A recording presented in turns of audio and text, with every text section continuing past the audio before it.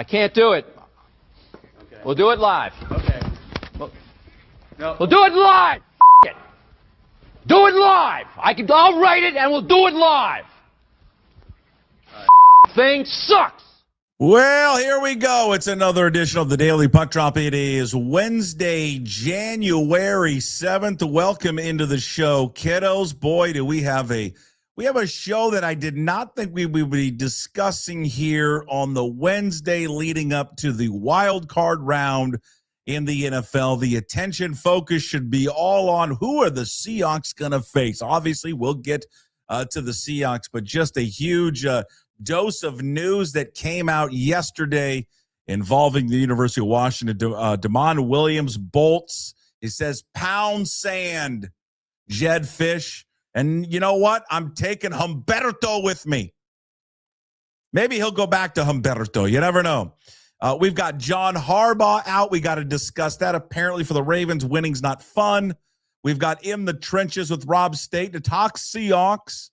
Who do we want to see come out of the wild card round? How do we avoid the Rams? He's back, and boy, he's got two huge pieces of news. Ladies and gentlemen, it's Inside Pitch with Ryan Divish is back. We'll talk to Divish coming up in the program today. In fact, it will be available to all Puck's Posse members coming out later today, but we'll give you a few little highlights coming up in the Daily Puck Drop today. And, of course, we wrap up the show with Hey, What the Puck? But we start off, as we always do, inside the Limback Lumber Studios. Look at that beautiful sign behind me. Without their support, we could not do this fabulous show for you every day that is just really catching on, and people are wowed what we put together every single day. Give Limback Lumber a call, 206-782-3487. Visit them at limbacklumber.com. Also, big thanks to everybody that follows on social media. You can follow Puck Sports everywhere, and that's the handle, except for TikTok. It's Puck_sports. And please find us at pucksports.com. There, you can find everything we do, including a link to sign up to become a Puck's Posse member. There, you can sign up, and just for $5 a month, you support everything that we do here daily on the Daily Puck Drop. All the free content we give you 5 days a week, plus we give you bonus shows as well. We'll have another edition of KJ Arntz tomorrow, a new edition of Inside Pitch with Ryan Divish today, and the Sports Pit is back with a little bit of a change.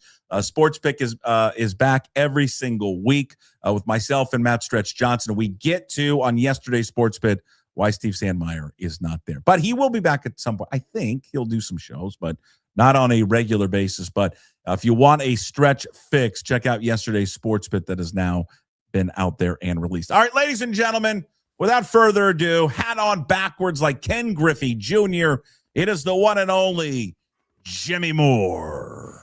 What's going on with Sandmeyer? He just doesn't want to do it weekly. He's got bigger. What? You know what? He's holding out like Damon Williams. What? He wants a bigger deal in the transfer portal. It doesn't take that much time to do the Sports Pit, does it? He's got other things going on. I don't know. You're like Mitch. Mitch, he like drills me on this. He just doesn't want to do it every week, which is fine. Mitch doesn't want to do it either? No, Sandmeyer. Oh, okay. All right. Well, before we get into you trashing on me for my, cold DeMond Williams take, I'd like to thank my sponsors, Brotherton Cadillac and Shoreline. Brotherton Cadillac. Hey, don't interrupt my ad reads. Jesus Christ. What are you doing? Brotherton Cadillac and Shoreline, Brotherton Cadillac, and Brotherton Buick GMC in Renton. You know all about it by now. Brad Brotherton. Yeah, I talk about Matt Baker, which I'm going to talk about him in a second there at the Angry Beaver in Greenwood. And you can get a free shot of Jägermeister with Matt when you just mention Puck Sports when you go talk to him. Well, you know what you get at Brad Brotherton? You get a new car, a pre-owned car. You'll get the best deal going in the car business. And the coffee machine there is fantastic. All right, try the vanilla latte there in Renton. Or visit brothertonauto.com. I mentioned the Angry Beaver in Greenwood. That's the place to go. You want the best brisket in town. Happy hour from 4 to 6, $2 off menu items and all drinks. Free drinks, Jägermeister, Matt Baker. Check out the Angry Beaver in Greenwood. Okay, Angry Beaver in Greenwood. We're there. We're going to check it out. All right. I mean, this was going to be probably a week, would be a lot of Seahawks, right?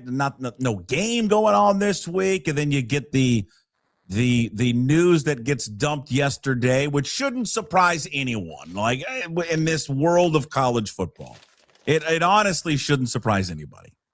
That Damon Williams is now hitting the portal, and the expectation, nothing is confirmed, but the expectation is that he will find himself down there with good old Lane Kiffin, who, I think Lane Kiffin gets a bad rap. I think he does a lot of stuff that's on the up and up, and I would want my son to go play for Lane Kiffin. Really he's a model and an example of professionalism, and someone that I would like to have my son or even daughter say, that's someone you can look up to. When you talk about, transparency, you talk about commitment, Lane Kiffin. Yeah. And dripping with sarcasm. We all tended to hear that. I think it was surprising. Shut up for a second, okay? Yes. I think it was surprising in that I'm going to get a few words in before you start ripping on me for my tweet last night. Jeez. This was surprising. Get pulled. This was surprising because Williams had re-signed a contract. By the way, of all the things I hate about college football, that's one of them too. When players re-sign now. We never used to say that, so-and-so would be, we just understood that they were staying, and we would hear if they were transferring, but we don't hear about this re-signing stuff. I just think is bullshit, but it's just semantics, I guess. But he signed that contract that he was going to come back to Washington. So that's what made it surprising, is because you thought, if you're a Husky fan, okay, great, this kid's going to stay. And then you find out 5 days later that he's not. And so we're all supposed to be. To your point, though, nothing's surprising in college football anymore. Well, of course not. There are no rules. And this idea that they think they've got any legal ground to hold them, they've got none. There's zero. There's zero legal ground. It's just, even if they got to pay something, where they got to pay, like, you think LSU doesn't have money to pay off Washington if they want to? Or even if they have to? They certainly, is Washington going to hold him to his commitment and bring him back? That seems unlikely. But by the letter of the law, they might be able to do that. No, they won't. Where's the precedent of that? I don't know. But maybe they're going to set the precedent themselves. There's going to be no precedent because there's no one ruling and overseeing this. No one. The NCAA is powerless. Who is going to hold Tony Petitti at the Big Ten? Who's going to hold them accountable to adhere to the contract? A contract that no one ever gets to see. No one ever gets to see the details, yet there's money that gets thrown around. Well, it's $5 million, $6 million, $7 million. Show me the deal. I want to see it. Show me the contract that he was offered $5 million at Washington. I want to see it. I don't want to listen to someone tell me it because that's being told by some booster. They inflate this stuff all the time. But come on, give me a minute on this one to kind of laugh my ass off a little bit when I have to hear people from some in this fan base. Oh, this is what's wrong with college football. This is just the horror of college football. Where were those same people like for the last, 3 years that this has been happening in college football? Where was that same crew that have the horrors of college football when the conference collapses? No, God, Washington's just doing, and Oregon and all these schools, they're just doing what's best for them. Did Damon Williams say in his post, I'm just doing what's best for me? Did he say that? He did. Okay, so why is that different than what all those schools did when they said, we're just doing what's best for us? And we say, oh, they didn't sign anything.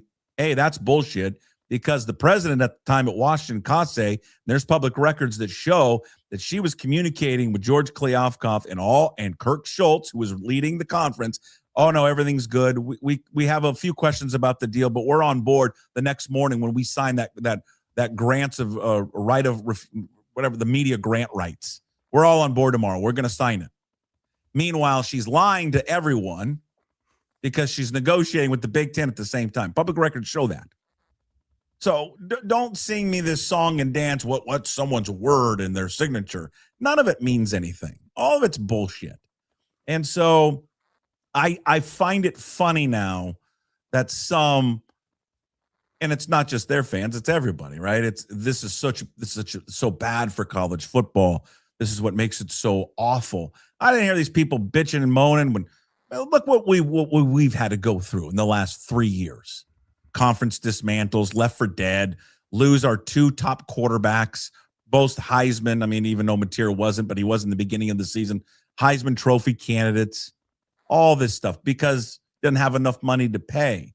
I mean, I'm sorry that some fans are waking up today and that fan base realizing that it's hitting them now, that maybe it didn't hit them before, but I don't know, welcome to the party. I mean, it's been going on. So I really don't feel sorry at all because this is what college football is all about. It's been that way here for the last few years. And I certainly, what I'm going to really look forward to with this whole story is when Jedd Fisch comes out eventually and talks, whenever that is. And if he rails against the system of college football, you know, how bad it is. Because that's what coaches do, right? Kind of come out against how the calendar's wrong. We need a governor. We need a commissioner of the sport. And they all kind of say the same thing. Just keep in mind with Jedd Fisch, when he, if he does, maybe he doesn't, maybe he doesn't come out. Maybe he just comes out and says, hey, F it, this is college football. Sorry. I mean, it sucks to lose him. Thought we had a commitment. We didn't, but we move on. If he says that, great. But if he comes out and rails against the system, I'm going to remind people who Jedd Fisch really is. Jedd Fisch is a guy that when he was at Arizona, okay, he was the head coach there while Washington State was getting ready to play in the Sun Bowl, was illegally tampering with our starting quarterback. So much that Jaden Delore had to lied to the university that he couldn't get back in time from Hawaii to his connecting flight in Seattle to get to El Paso for the Sun Bowl. He was in Tucson being recruited by Jedd Fisch. And at that time when that was happening, that was a major violation. There, you know, that's a recruiting violation. He is on a scholarship on another team. You brought him to campus to illegally recruit him. So that's number one with Jedd Fisch. Number two with Jedd Fisch, if he talks about commitment and honor and all that other BS that coaches throw out all the time. You know, we just went through it, 3 weeks ago, well, longer than that with Jimmy Rogers. Jedd Fisch is the guy that goes on Jim Rome on January 4th, the year that he was hired at Washington. I'm not going anywhere. Love it in Tucson. Love Humberto. Love the sunshine. And this was like a direct quote. We are putting the finishing touches on our contract. There's just a few more semantics in the contract, and we'll have it done, signed, sealed, and delivered. 10 days later, he's introduced as the new coach at Washington. So don't feel sorry for him, and don't let him stand up in front of a microphone and rail against the system of college football. You know, he's also, you know the story with Damon Williams anyways. Damon Williams was committed to Lane Kiffin out of high school. Jedd Fisch got him to flip, to go to Arizona, right? And then when he gets him in Arizona, then he brings him to Washington. So, I don't know. I mean, this Damon Williams has been flipping all over the place. So maybe, and then it goes full circle with Damon Williams headed to LSU with Kiffin there. If that's the case, I don't know. Is there something that's for sure happening? I mean, it sounds like it's going to happen, but I would say the timing of his announcement, obviously with the entire team at the memorial for the soccer player, poor taste, bad timing, terrible PR. Puckett Crisis Firm would have advised against that. But from a legal standpoint, I mean, get some lawyer on here. I don't know. When have you ever, I would ask anyone that says they're going to hold him to his contract. Who's going to hold him to his contract? The school? Who are they going to make that argument to? I mean, there are no rules. There's no governing body of this thing. But don't you want to see it happen anyway, though? Don't you want to see that whole thing play out? I mean, and I want find it to out all how it's go going to away. work out. And then the other thing is that I sense that most Husky fans are so outraged about what he did that Yeah. they don't want him back anyway. So they'd be hoping that thing wouldn't work out. Can you imagine if it worked out and they did get him back? What are they going to do? They're going to boo him until he throws a touchdown pass, or what? I think what they're trying to do is not so much hold him to the bringing him back to put on the team. We'll get to that in a second with the fans if he were to somehow come back, because therein lies a lot of hypocrisy and lying too there from some of them. Because this would be the case not just for them. This would be the case for any fan base. But I think they're just trying to, get back any money that they committed to him. I don't know. Here's the thing: have they already paid him? Again, I don't know. We don't see the contract. I have no idea if they've already paid him money after he signed the deal a week ago. I really doubt they've paid him already, but maybe they gave him an initial signing bonus. Yeah. Okay. Well, then, yeah, they should fight tooth and nail to get that back. Are they fighting to get him back to be the quarterback of the team? That would seem odd. If he's made the decision to go to the portal and then negotiate with LSU, and you're going to hold him to the contract to come back and play for Washington, I don't see how that's a win-win. He's already said he doesn't want to play for you. He wanted to leave. How would that work with the teammates and the coaching staff and that relationship? By the way, shares the same agent with his head coach. That's got to be odd for Jedd Fisch next time he talks to his agent, when, by the way, Jedd Fisch is probably talking to his agent. Hey, have you checked in with the Ravens yet, or the Cardinals, or all the other openings in the NFL? Hell, I would take a coordinator job right about now as well. So that's got to be an odd conversation. As for the fans, you tell me what the reaction would be, not just for Husky fans, but for all fans. Let's say it's John Mateer. John Mateer had pulled the same stunt. If Damon Williams comes out with a statement today, next few days, and says, you know what? I screwed up. It was a mistake. I signed a deal with Washington. I got caught up in the pomp and circumstance of kind of being wowed or wooed by other programs, specifically one. And I had a relationship with that coach coming out of high school, and I thought, maybe I'll go there and finish something that we thought we were going to start. And they threw a bunch of money at me, and I got overwhelmed. And I let people that were advising me give me bad advice. But now, upon reflection, I need to keep my commitment to the school that took a chance on me, gave me money, and I'm going to come back to Washington. I apologize for all the heartache that this caused, the poor timing of it when it was announced on Instagram. I didn't mean to take away from her funeral, all of that. Every one of them would take him back. So when you hear, I will never take him back, that's BS. If he did that, you think they would take him back? Yeah, they would take him back. And just like if Mateer done it, like you said in your hypothetical there, we would have taken him back too. Of course I would. We would swear him off left and right. But if he said, I'm sorry and I made a mistake, I'm like, Johnny, let's go to what was the barbecue place, Miss Huddy's? Oh yeah, he had to deal with them, didn't he? Back when the NIL was what it was intended to be, endorsement deals for the kids locally. Fans are reacting a certain way right now because it hurts. It sucks. It's this, the fans that like this sport are being, crapped on left and right. It's terrible what's happened.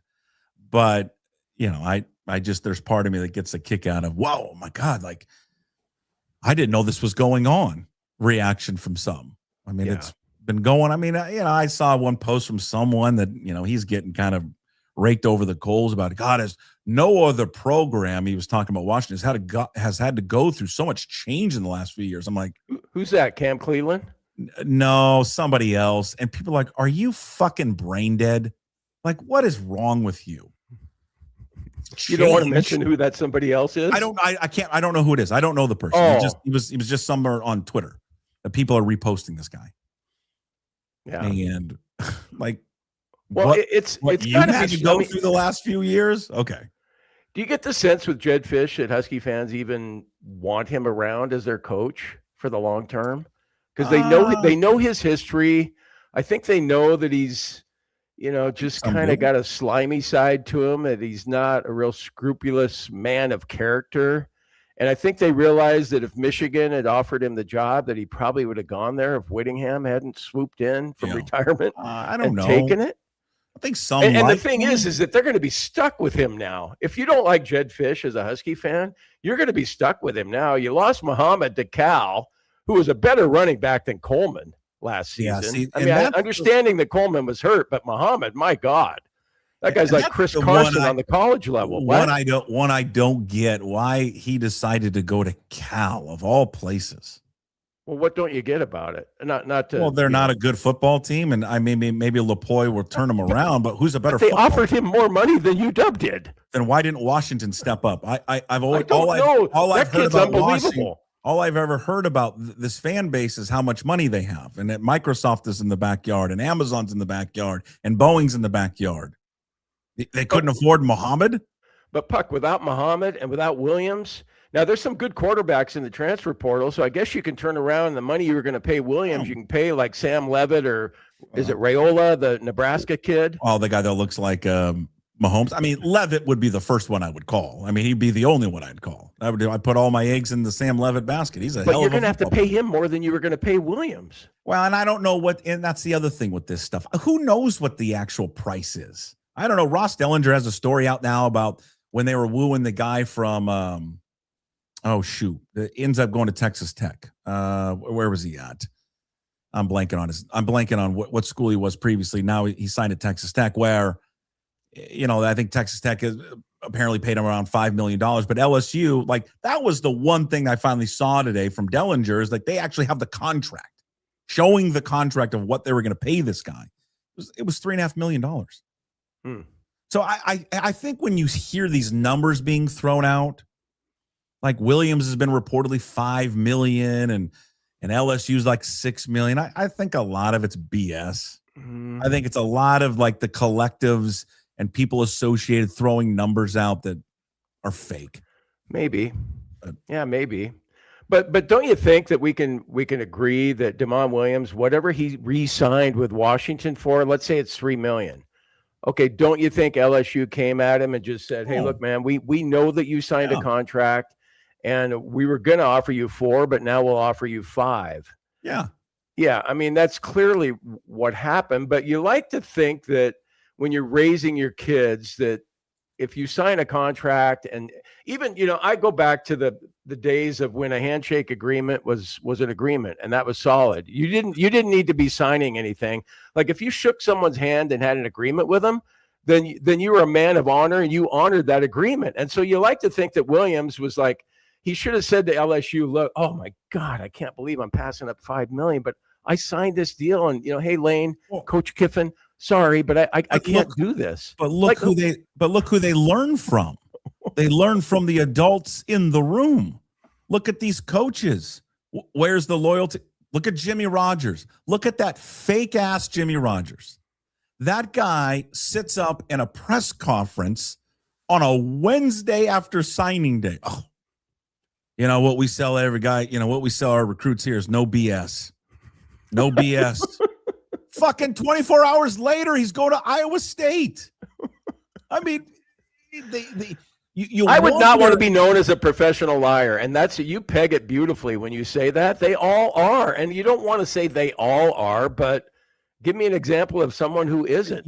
Kyle Whittingham is a guy as an example. I'll bet you even Kyle Whittingham has some skeletons in his closet. But you wonder where these guys get it from. They get it from the adults. They get it from the parents. This idea, you talk about the handshake agreement. Yeah, there used to be a day and age.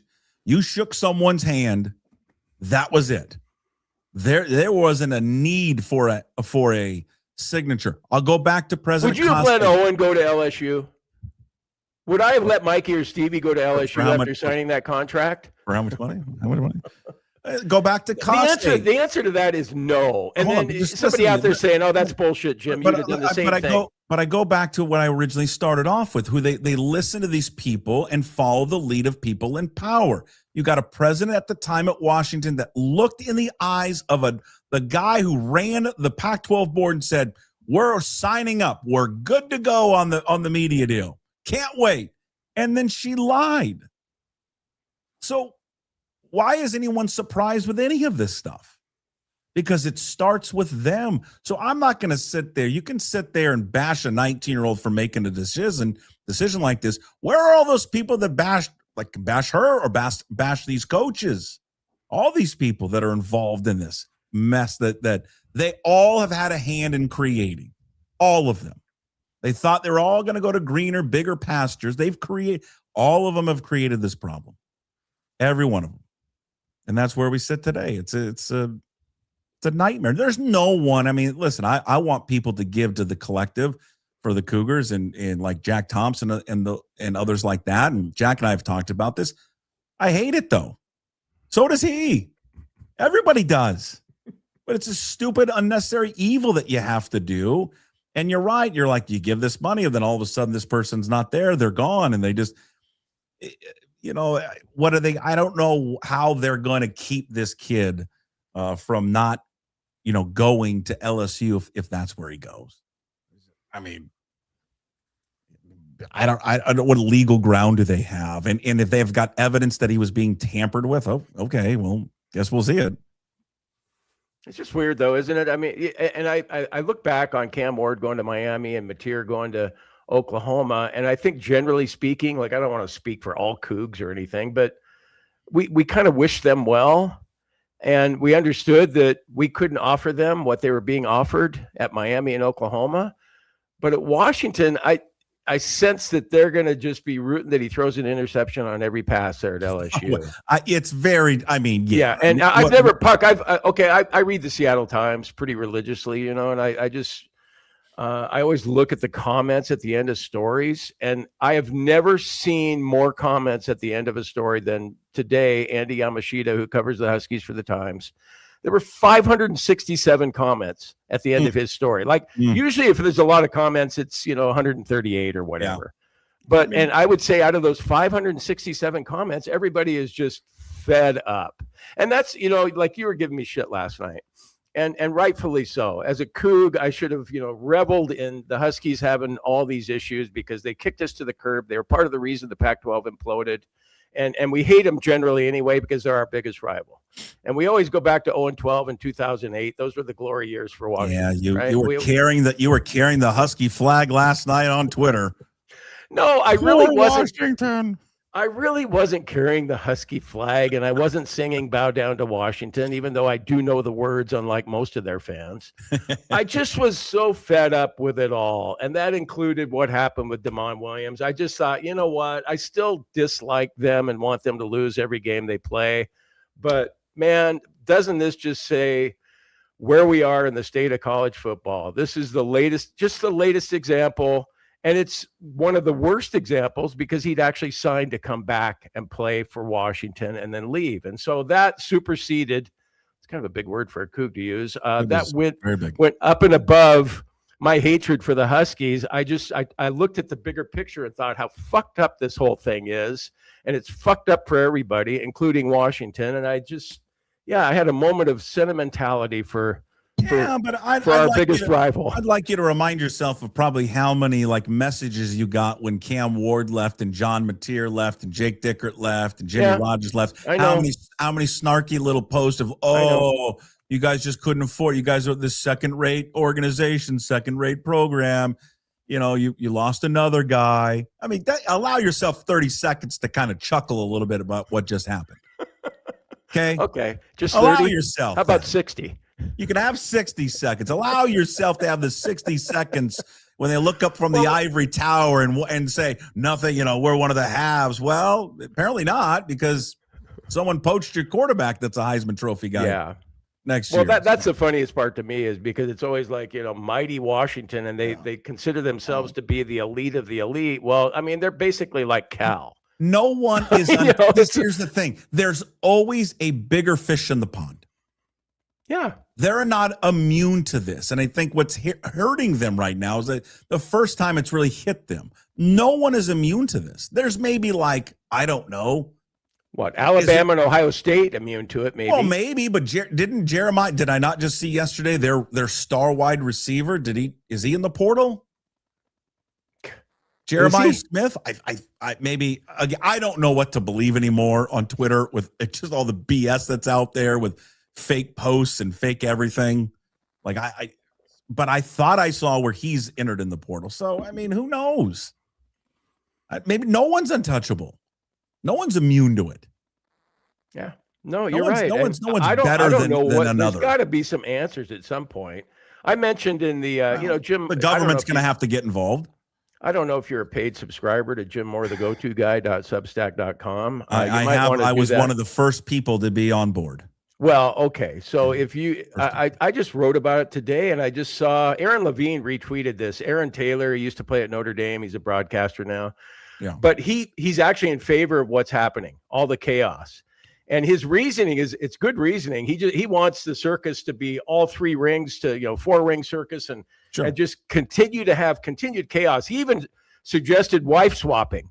He was hoping that the coaches' wives, there'd be some swapping involved. So Jake Dickert better be on high alert on that. Who do we take?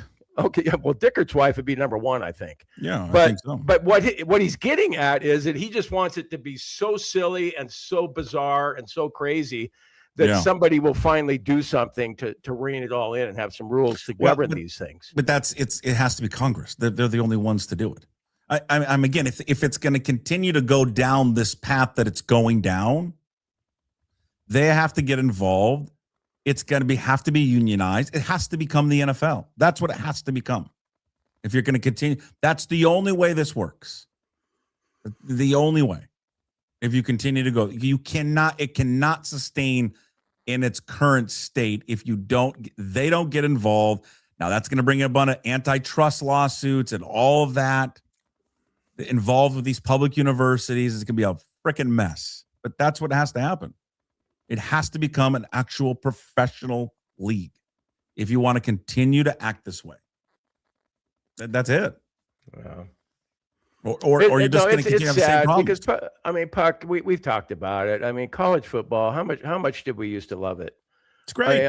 I was deeply, madly in love with college football. It was probably unhealthy how much I loved college football, especially the Pac-12.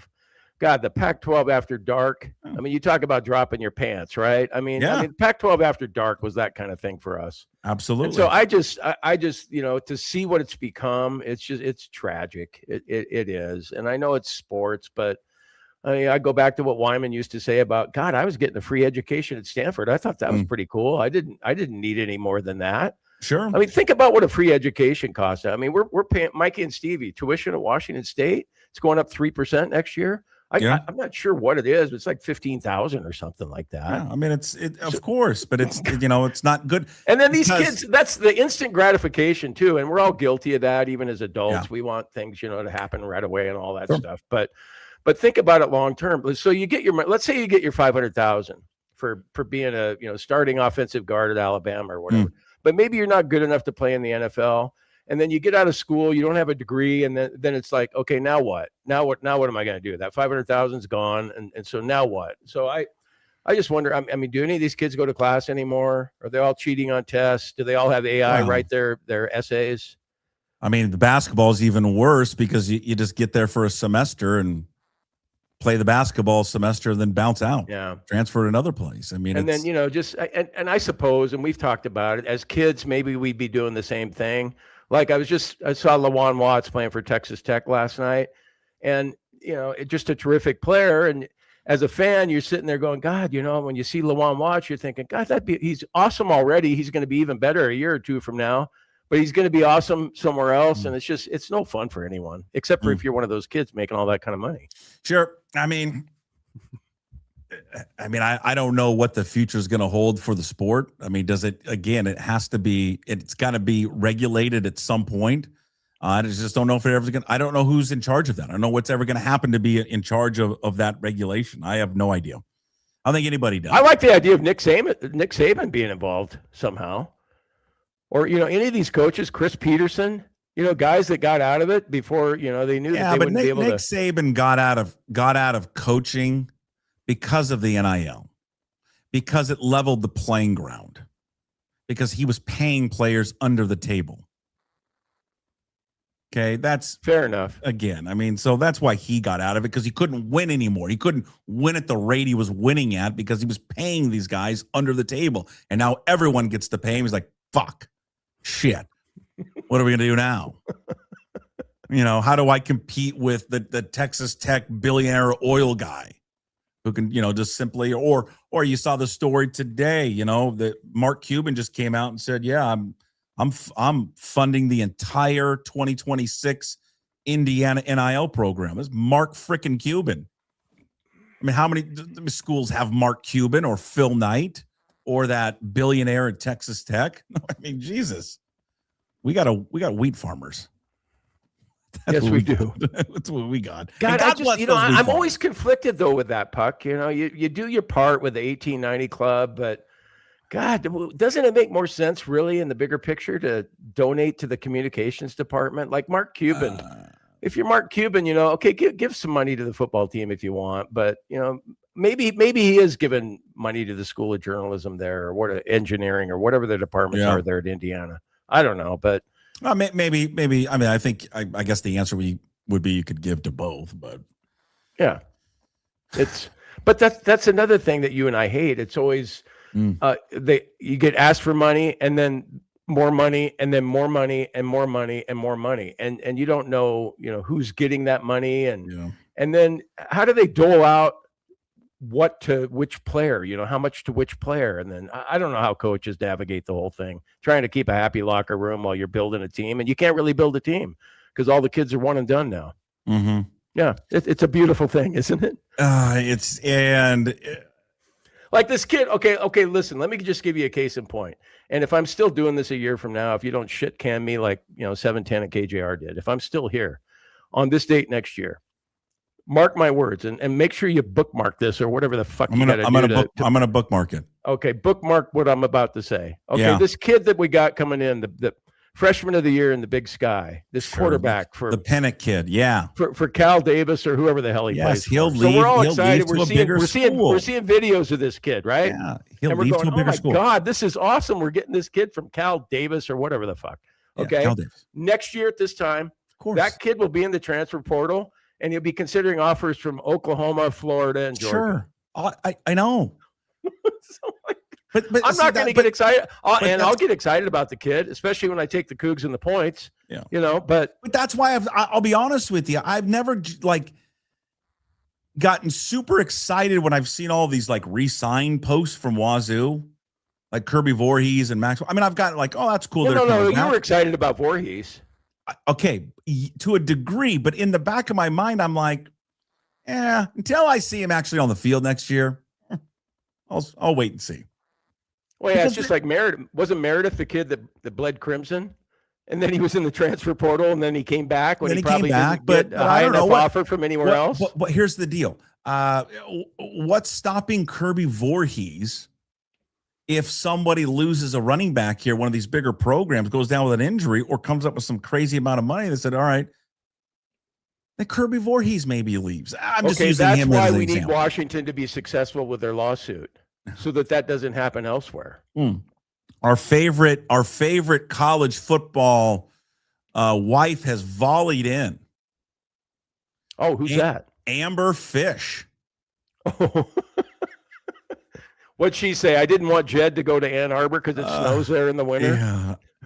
As I sit here in a warm embrace with Humberto sitting by poolside in Tucson, I think of what Damon Williams used to mean to me and others. Well, excuse me, not me directly. No, she responded for some reason, she is a subscriber to Barstool Sports, their Instagram account, that posted a story about Damon Williams and Amber Fish, the wife of course, head coach Jed Fish and lover of Humberto, sent a comment with Damon Williams. He announces during a funeral of an athlete at the UW. How disgusting, while all of our other teammates were at the funeral. That's Amber Fish posting that in response to Damon Williams. Yeah, that was, as you said, poor timing. And you like to think that the kid wasn't aware of that going on, but if there were so many of his teammates at the memorial service, that was really bad, super bad. How do you think our former coworker Dave Mahler's taking today? Well, okay, I was just going to mention Softy. God, I think just like you sometimes, but it's so funny how he called Williams a colossal dick on Twitter last night. And I think a lot of Husky fans feel that way. Yeah. And he probably thought that DeBoer was a colossal dick too, the day that he took the job in Alabama. The 24 hours, if you flip the clock back, it's like, oh God, Damon Williams, he's the greatest quarterback. We're going to have the greatest history in Husky football and ever and all these things. And then all of a sudden when somebody turns on him, it's like colossal dick comes out. I love Softy though. Let me just throw that in there. And I know you do too. Well, but again, he can be a colossal dick just like you can, and I can too. But what I'll say, and this goes for every fan, whatever anybody has written in the last 24 hours about Damon Williams, if he comes out with that prepared apology that I just read like 15 minutes ago, and just to recap it, just says, I made a mistake, I'm sorry, I apologize to everyone, I would like to come back if that's okay. Every one of them is going to say, you know what? He was young. He made a mistake. I take back what I said. Yeah, but I would feel that way too. I mean, everybody would. Think back to when we were 19 and what we did. But I'm saying all those nights over in Moscow, Idaho, where I was just a fripp. I mean, I was. My point is, every fan base would welcome him back. Everyone. How come, you always have so many good ideas from the Puckett crisis firm? How come you never have any clients? Because it's all simple advice you're giving people that we learned as kids. I need to have some clients. I think it would work. I mean, what I laid out with Damon Williams came out with one of those fancy little Instagram posts, just apologizing, just saying sorry. And I didn't mean any disrespect to Mia, the soccer program, the school, Jed Fish, Husky alums, past great quarterbacks like Mark Brunell and Billy Joe Hobart and Warren Moon. God, Billy Joe must just laugh at what's happening now. Think what happened to him and the program, and Don James with the early retirement and quitting on his team. Yeah. I did like the dog father, though. You ever deal with the dog father? I did not know. No, he was pretty stern. It would be an easy apology that, and people would say, I wouldn't welcome him back. Yeah, you would. But I do like the stages of grief, because every fan base goes through these stages of grief, right? We went through it with Cam Ward. He wasn't really that good anyways. Didn't really win any big games, and screw him. Goes on, Heisman Trophy finalist, #1 pick. Oh, Mateer. Struggled in big games. I'm not going to miss those picks from Mateer. I'm going to miss that late game execution. You already see it with Williams. Oh, too short. Couldn't see over the line of scrimmage. You see what he did in big games against Ohio State and Michigan? Terrible.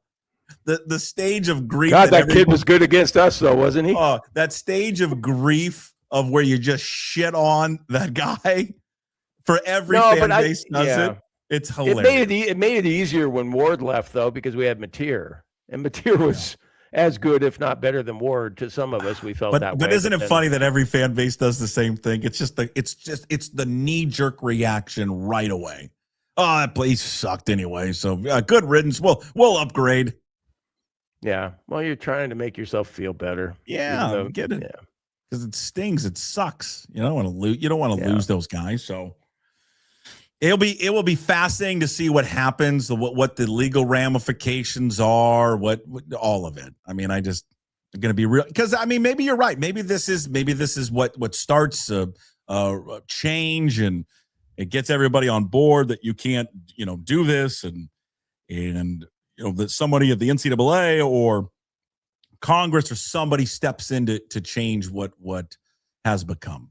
Perhaps maybe it is.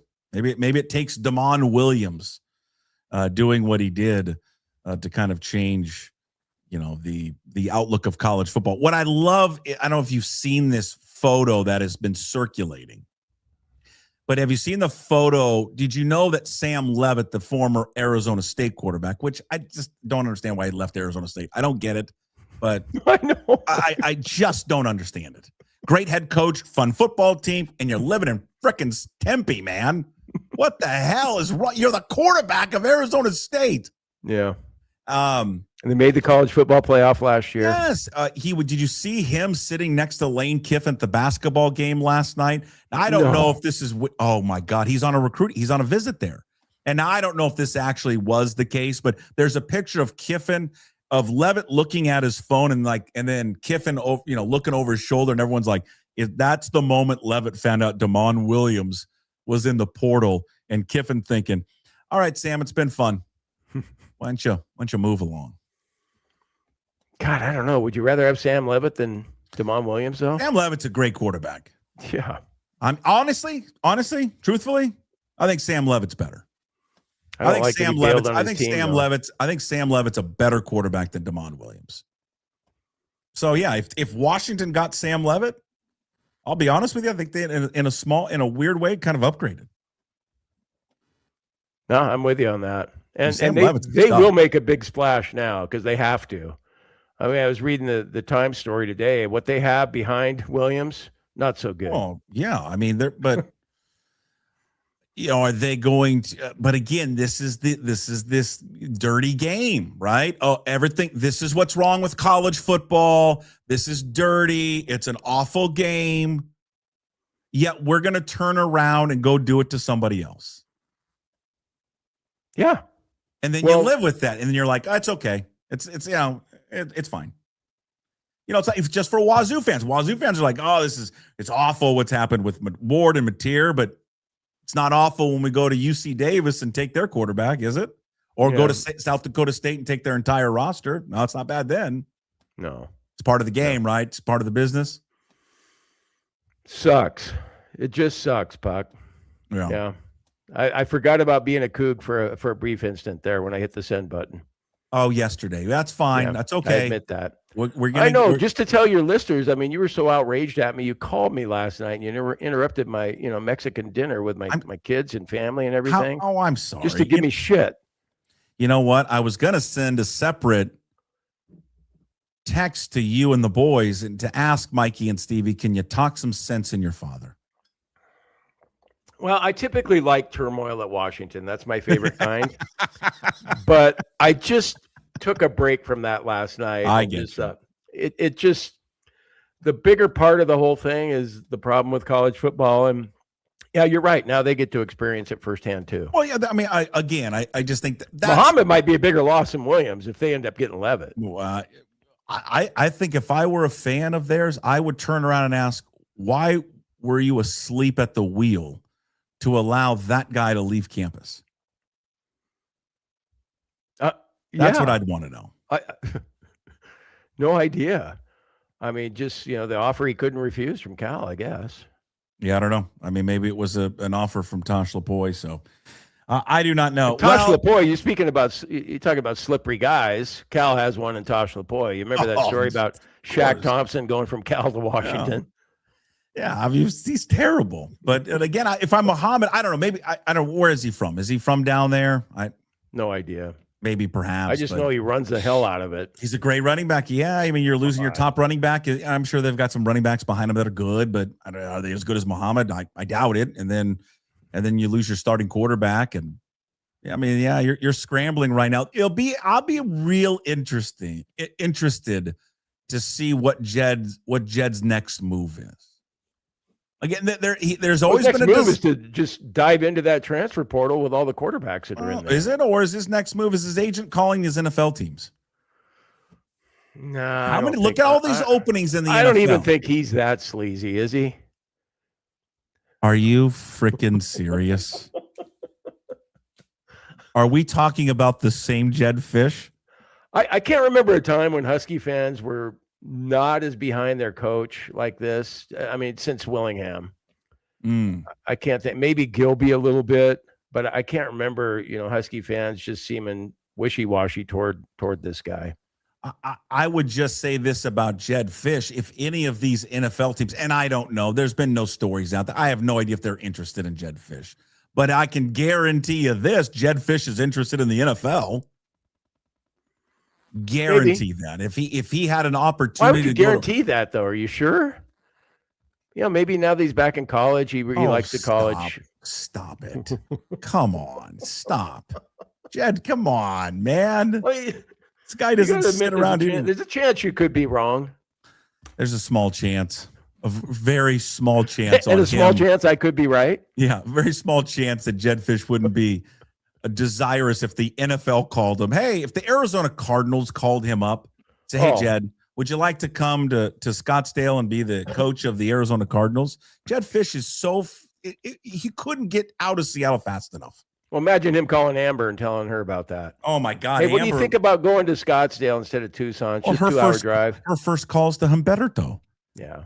All that stuff about the kids going to school in Tucson, I can relate to as a parent, but a lot of it was bullshit, too, because she probably didn't like the rain and the traffic like most of us in Seattle and wanted to be in Tucson. Well, would you? All right. I think we've exhausted the Williams thing to the ground. I think we did that about 10 minutes ago. I know we do. I know.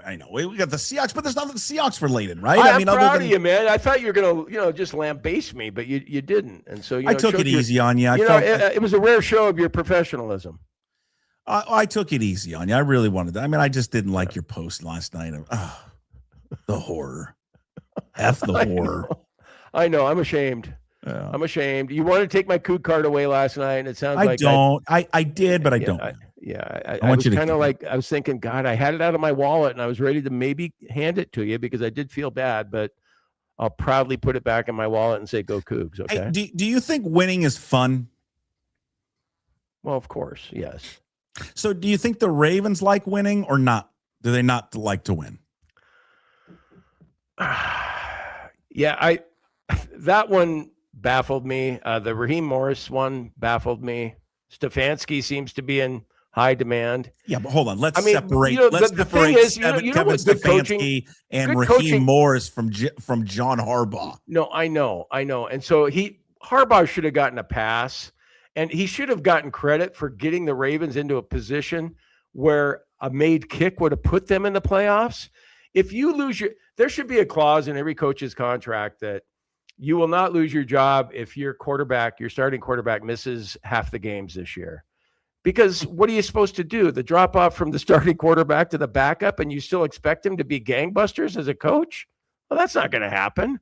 You give him Lamar Jackson for 17 games, the Ravens win that division. So there need to be an asterisk, a clause or something for these coaches. He was 180 and 113 in 18 years there. They won, of course, the Super Bowl a bit ago, right? 2012. He had 3 losing seasons in 18 years, 6 division titles. Now, but you could say the same thing about Pete Carroll, and they pulled the plug on him in Seattle. And it was a good move. And it's worked out, and it's worked out for Seattle, clearly. Now we'll see whether Baltimore has that same success. I would say, though, it's maybe a little bit different just because Wilson was not still kind of in his prime like Lamar was. But, I mean, maybe that's up for debate. I just do think that he wanted to come back. Maybe it was, I don't know. I don't know what the conflict was and what happened there between the two. But, I mean, it just seems like here's a guy that all he's done is win. And it seems like they were very competitive and probably would have won the division had he been healthy. And why they couldn't figure it out.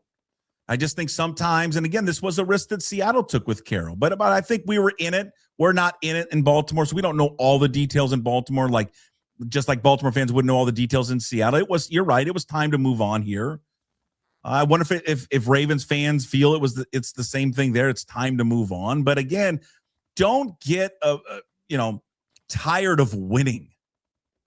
I know the goal every year is to win the championship, but obviously only one team wins it every year. Yeah, well, it's okay when you don't win it every year. It's fine, but we've set this standard now in sports where if you don't win, it's a failure. Like, I'll say this: if Seattle doesn't win the Super Bowl, in fact, if Seattle doesn't get to the Super Bowl, they lose in the divisional round, NFC Championship. there's going to be Seahawks fans, some of them, they're going to call this season a failure. They're going to call it a failure. And I just roll my eyes at that. It's not a failure. There's nothing. It's the farthest thing from that. Yeah, there's nothing. They didn't fail at anything. So, but like the Mariners, some would say it was they failed this year. I don't think they failed. We all wanted them to get to the World Series. They got to Game 7 of the ALCS. Hopefully, they'll make some changes that gets them over the top. But I don't think it was a failed season. No, I'll tell you though, Puck, if you're a Seahawks fan, you got to hope that Arizona doesn't hire Harbaugh, because if they hire Harbaugh, then a tough division already is going to get even tougher. Oh my God. Everybody, all those guys should be lining up, even guys that have coaches. In fact, I think I heard something, or read something that Miami's bringing them in or thinking about talking to him. And Mike McDaniel's still the coach. Why haven't they dusted him yet? I don't know. I have no idea. I like that guy though. I get a kick out of it. I just think it's so funny every time I see him at a podium and thinking, God, he looks like a prof I had back in the day or whatever. Yeah. All right. Long extended visit with you. Great to catch up with you. We're not taking your card. It's good to go.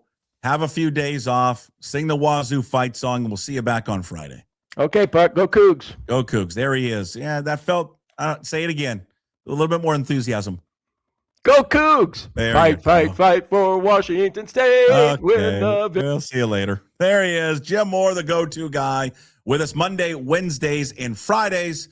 Brought to you by Brotherton Cadillac and also the Angry Beaver. Let's turn our attention to the NFL and to your Seahawks. It's another edition of In the Trenches with Rob Staton, brought to you by Georgetown Brewery. Drink Georgetown Tavern Beer, your new locally brewed domestic-style lager. 4.2% alcohol. Cheap, good, local.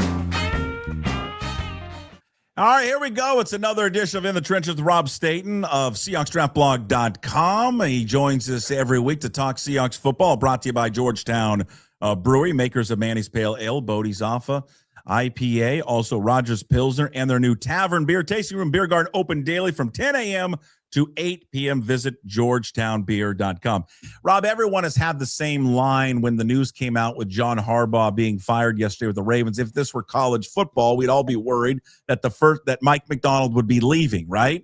And Mike Macdonald would be going back to Baltimore. Thank God this is not college football, because I would think the Ravens, the first call that they would like to make would be to the Seattle Seahawks, to Jody Allen, to John Schneider, to pry Mike Macdonald away. First of all, I want to apologize to you, Puck, for my traffic delay. I'm incredibly embarrassed that I've kept you waiting. So I wanted to Don't worry about it. You're fine. Jim and I were just yelling and ranting and making fun of Washington. You're fine. So I think it's depressing what you're seeing with college football. As somebody who, obviously, I'm a massive NFL fan, and I don't have a true allegiance to a college team because I didn't go to college in America, but it's been a big part of my life since I started doing Seahawks Draft Blog, which was in 2008.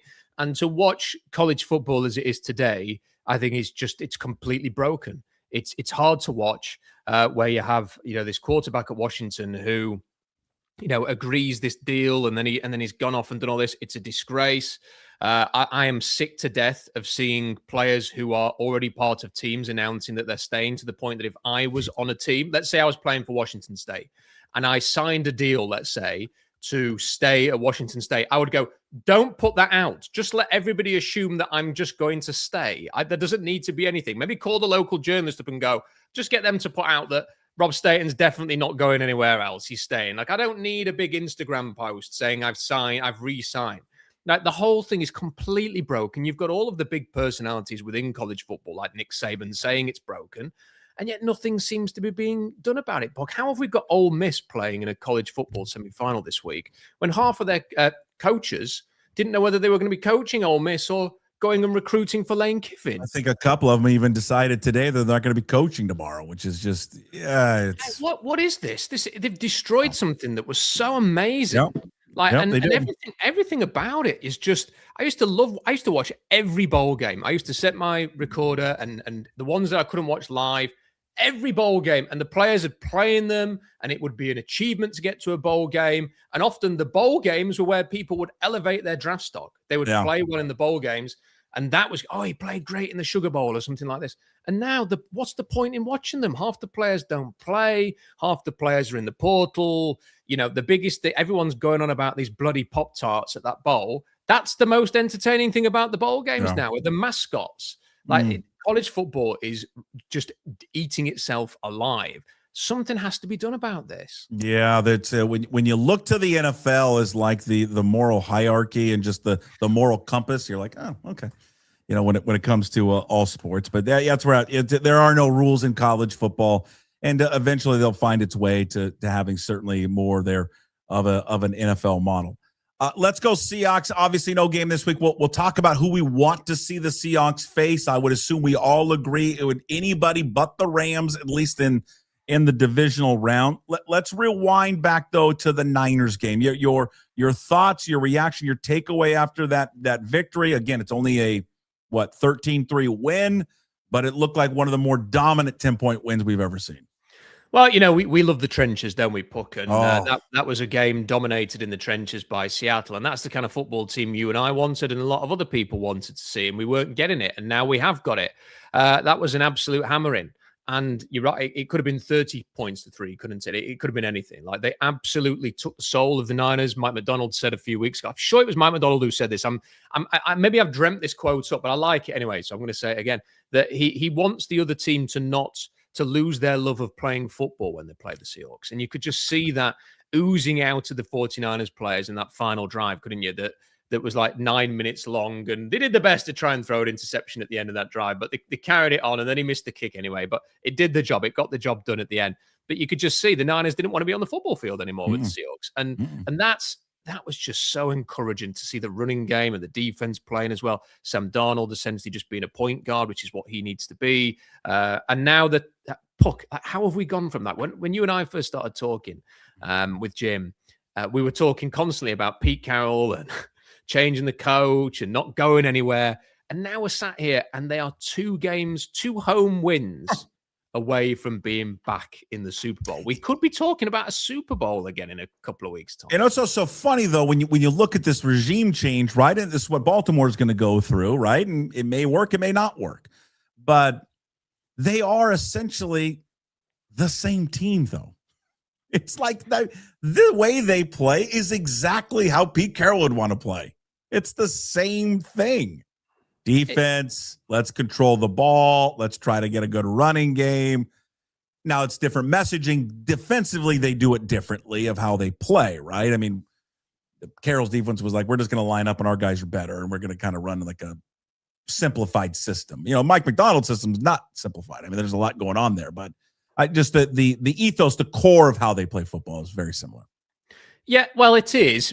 Oh, it was. Because Pete would always say he wanted to run the ball and play defense, and then you'd watch them and you'd go, this is the exact opposite of everything that you say you want, Pete.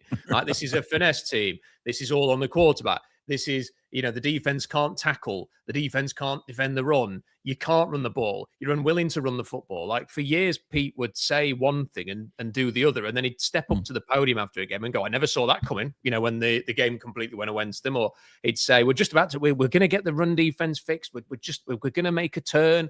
And then they never would.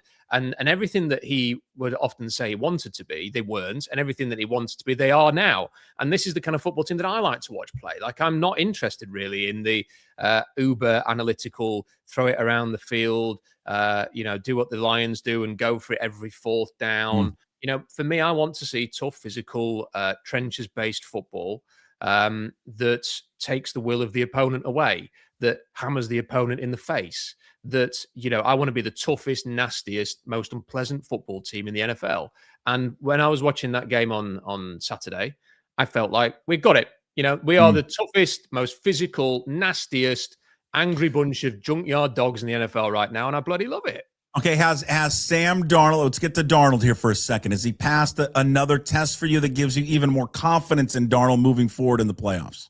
Yes, he has, because he didn't have to put the game on his shoulders at any point in that because it was so dominant. All he had to do was avoid the mistakes. Now, there was the falling over Jalen Sandell's leg which almost led to a back-breaking turnover. That would have been awful. Got a bit of luck there, and then that ended up being a decent drive. With the 3rd and 17 run from Ken Walker. How many of those are they going to get? I mean, how many is that now? I'll take a couple more if they're offering. I think it's like 3, isn't it? The 3 times it's unbelievable, Rob. I laugh every time they pick it up now, and it's funny because it's been so frequent here in the last few weeks. It almost makes you wonder if it's destiny, maybe. Right. For the Seahawks, but Darnold did what he had to do. And he had some big throws, on 3rd down, or he did deliver some big throws when it was necessary. It was hardly a flawless game from Sam Darnold, but he did what he had to do. And if he'd have melted down in that game, Puck, and thrown a couple of interceptions and they'd lost, what we'd be talking about this week. This whole chat would have been about Sam Darnold. And they'd have been saying, and he did it against Detroit last year, and now he's going to lose the first week in the playoffs, just like the Vikings did. And that would dominate everything. And this is the first time I've done a couple of these shows. I think this is the first time I've even talked about Sam Darnold, because no one really wants to. It's not the focus, and that is so important. Sam Darnold just needs to make sure that in his role as quarterback, he doesn't lose us the game, because if he doesn't do that, the defense is good enough to win us any game. So I think that's a good step forward. And I agree with you, and I 100%. But therein lies why he is the biggest storyline in the playoffs. Of what you just said. Just can't lose it for us. Because that's why he'll be at least for me, how I view it, while he'll be the biggest focus as they get in the divisional round, hopefully they get past that into the championship game and maybe into the Super Bowl, will be him because of what you just articulated. You just can't lose it. Because that was kind of the blueprint of how he played last week that you'd like to see moving forward. Maybe a few more passes, like you can't miss Charbonnet in the end zone when he's wide open. There's a few more plays that they probably could have made, maybe push the ball a little bit more downfield. But again, they scored 13. They should have scored 26 points, at least in that game. But I think that, again, that is going to be the thing. If you ask anyone, I think if you poll anyone, what's going to prevent them from playing in the Super Bowl, it will come back down to him, because I think you got so much confidence in that defense of what they can do and how they can, for the most part, shut people down. And I know when you say that, people say, well, they didn't shut down the Rams. Well, they did in the first game. There's a lot of people that forget what they did to that offense the first time they met. Yeah, did Stafford and crew get him back on the second time? Of course they did. It's hard to keep a great offense like that at bay. But the first time around, they shut them out. I mean, they obliterated that team. They did from a defensive standpoint. So if they meet a third time, we'll see who comes out on top. Yes, I think it's important because there may be a playoff game or even a Super Bowl game where the pressure is going to be on him, that the defense doesn't quite shut down the other team, and that he's going to have to score some points and lead some drives. And that's where the acid test will be for Sam Darnold.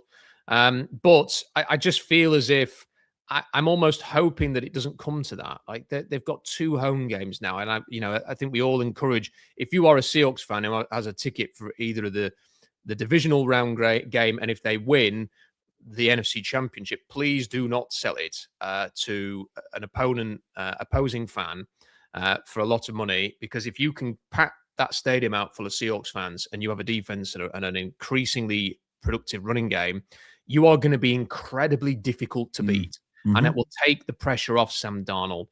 There's probably going to be, Puck, if the Seahawks are going to win the Super Bowl, he's the quarterback. There's probably going to be a moment in the next 3 games, if they're lucky enough to play them, where Sam Darnold has to step up to the plate and win a game. He probably is going to have to. And he's capable of making throws like that. If you look in some of these big games that they've had, right? You go back to the second meeting against the Rams, right? We get the touchdown pass to JSN, but the pass he made before that trumps all of it. That pass to Cooper Kupp was a beautiful. Like there's not a lot of quarterbacks in the league that make that throw, and he did that when the pressure was on. You go back to the Niners game. Again, didn't have the same pressure moment on him, probably like the Rams game. But again, you're trying to salt a game away. That's an incredible drive by that offense, even though it didn't result in points. But he has a big moment in that game where it was still kind of a little bit in doubt. 3rd and 10. Hey, if they force a punt there, okay, Niners get the ball back. Maybe they find something, all of a sudden go down and score. Now it's a 3-point game, and everybody in Seattle tightens up. He rolls out, he gets out of pressure using his athleticism, which is very underrated. And he makes a great throw to Cooper Kupp. They pick up, 20-plus yards and a first down. I mean, that was, to me, I thought at that time, and I said it, I felt that was one of, not his best throw ever, because clearly it's not his best throw, but maybe one of his biggest plays he's ever had as a quarterback. Yeah, I agree with you. I completely agree. I think the Kupp throw against the Rams is one of the throws of the season. And the play against the Niners on 3rd down, we didn't actually get it on British TV because they went to a commercial break and then didn't come back in time for when the game had actually restarted. So when the game came back on the TV, they were sort of celebrating the first down. And I thought, is that a replay? Are they showing a replay? And then they were like lining up for 1st and 10. And I was like, I've missed something here. So I went onto my laptop, my MacBook, and went on the DAZN subscription that you have to watch every game, and had to rewind because you get the American broadcast on that. Had to rewind to watch that play. And I was like, I can't believe it. This is just an amazing play, like to convert that. And that was the game over, really, at that point. It's a shame that they couldn't have got a touchdown. There's something about 20-3 would have just looked better, Yeah, for sure. Absolutely. It would have looked great. But, I'll take 13-3.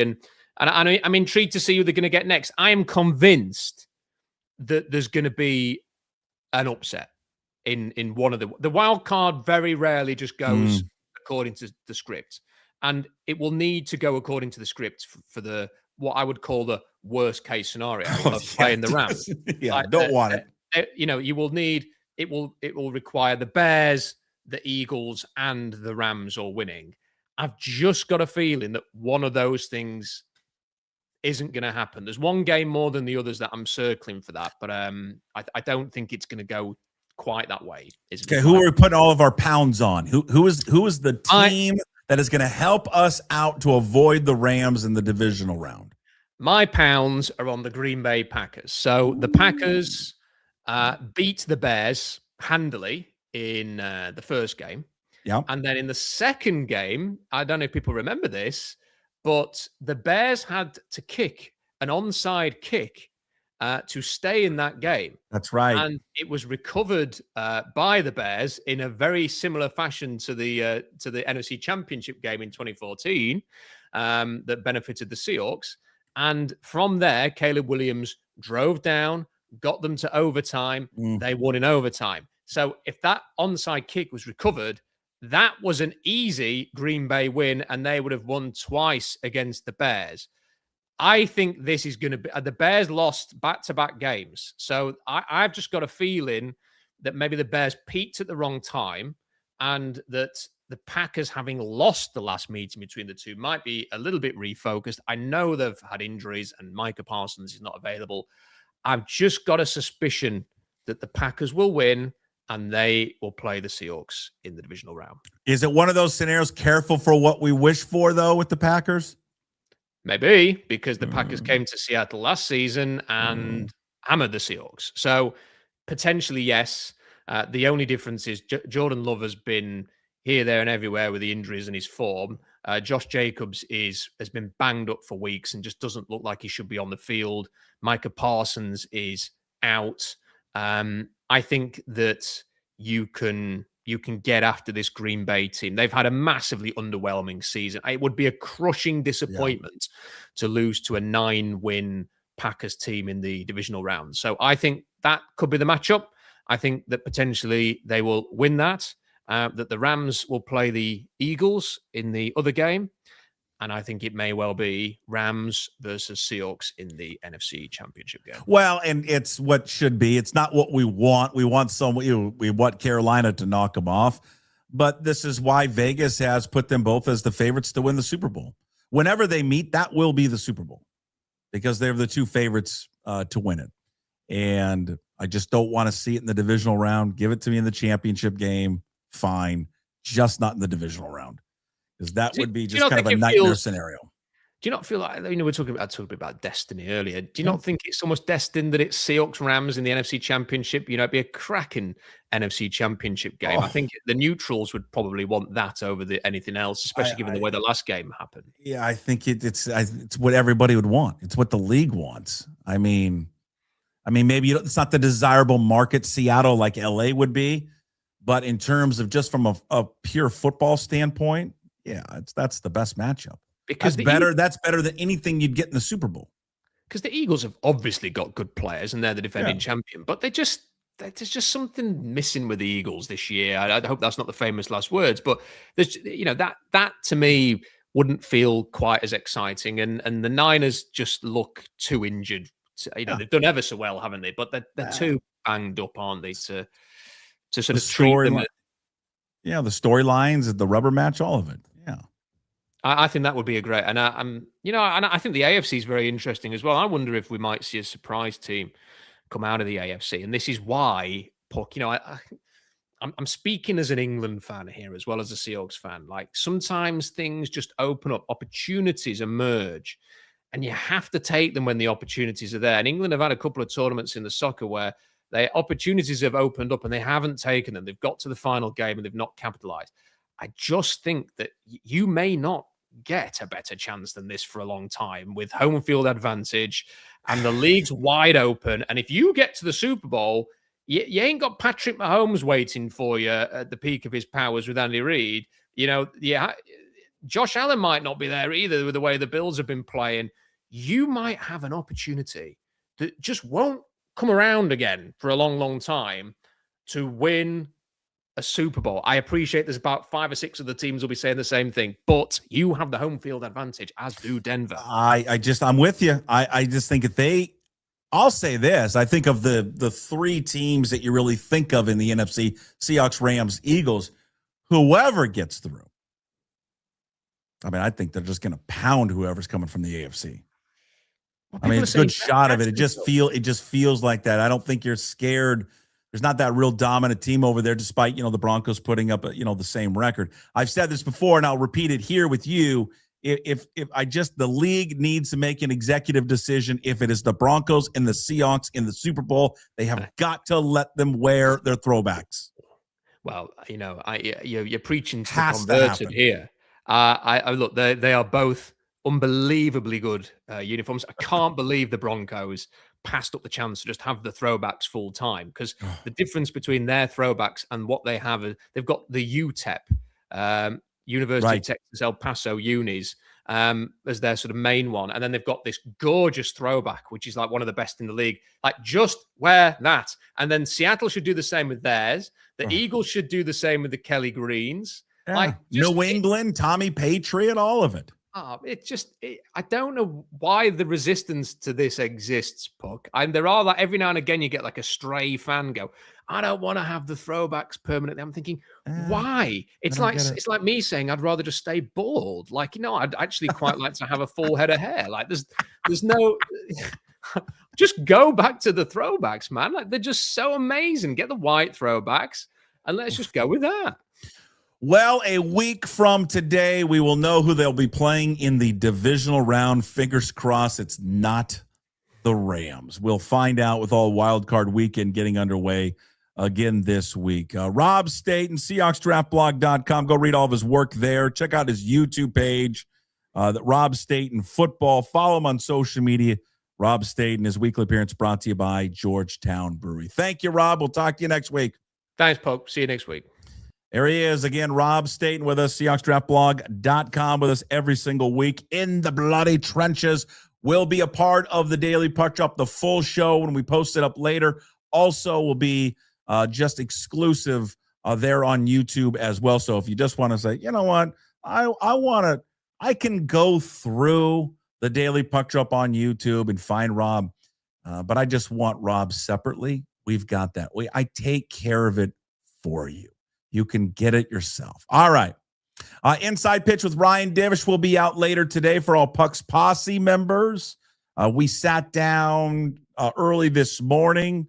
It's been, 2-3 weeks since we've have talked about the Mariners. Not a lot has happened. Some big news on Ryan Divish has happened professionally and personally. But again, We've talked about the activity that they've made here in the offseason. Are there any other moves on the horizon for the Mariners, as they are only about a month away from reporting to spring training? Is they're looking at trades that we haven't even considered. They do have some flexibility and some money-wise. Like, what if they decide, oh, look, hey, because they know they're losing Randy Arozarena next year to free agency after the season. Maybe they look at going to Stephen Kwan and saying, like, okay, this guy fits us in a lot of different ways.